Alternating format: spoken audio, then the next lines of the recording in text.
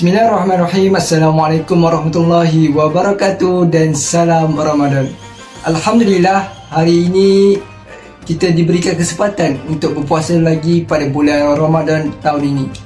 Namun sedar tak sedar kita telah berada di penghujung bulan Ramadan.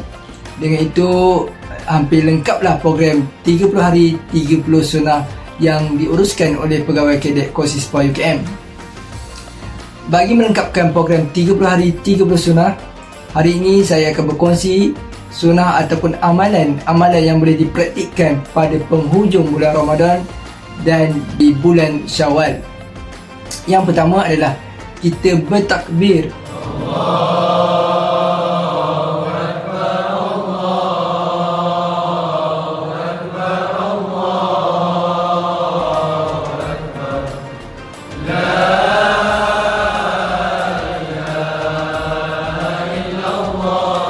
Kita bertakbir mengagung-agungkan Allah Subhanahu Wa Taala.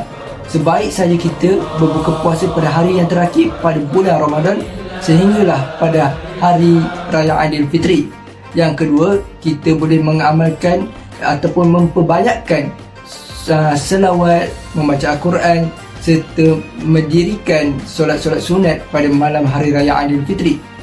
Yang ketiga, kita disarankan bangun awal pagi dan niat mandi sunat hari raya Aidilfitri. Yang keempat adalah kita berpakaian yang paling terbaik, bukan daripada segi baru ataupun lama, tetapi terbaik daripada segi kebersihan dan keadaannya. Dan untuk kaum lelaki, kita disunatkan berwangi-wangian. Yang kelima, kita disunatkan untuk mengambil atau menjamah makanan sekurang-kurangnya kurma sebelum kita bergerak ke surau ataupun masjid. Yang keenam adalah sunat yang dituntut, iaitu solat sunat hari raya Aidilfitri. Tapi jangan lupa untuk beriktikaf di masjid. Yang ketujuh, amalan yang baik dalam bulan Syawal adalah kita bermaaf-maafan dan saling menziarahi.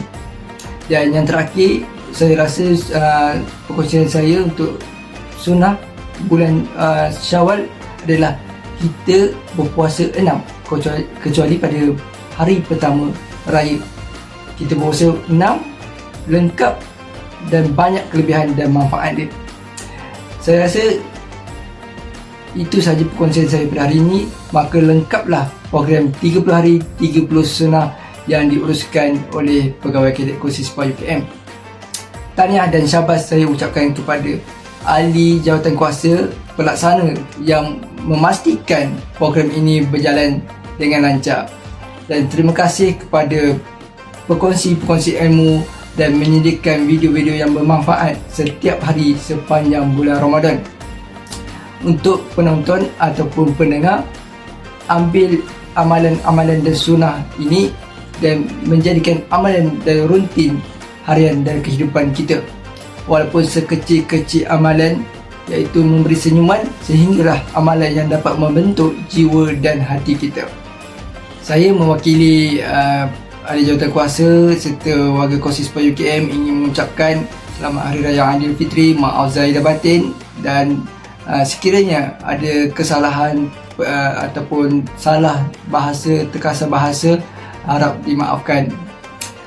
Jangan kita baju raya cek, kasut raya cek, kita cek kita punya amalan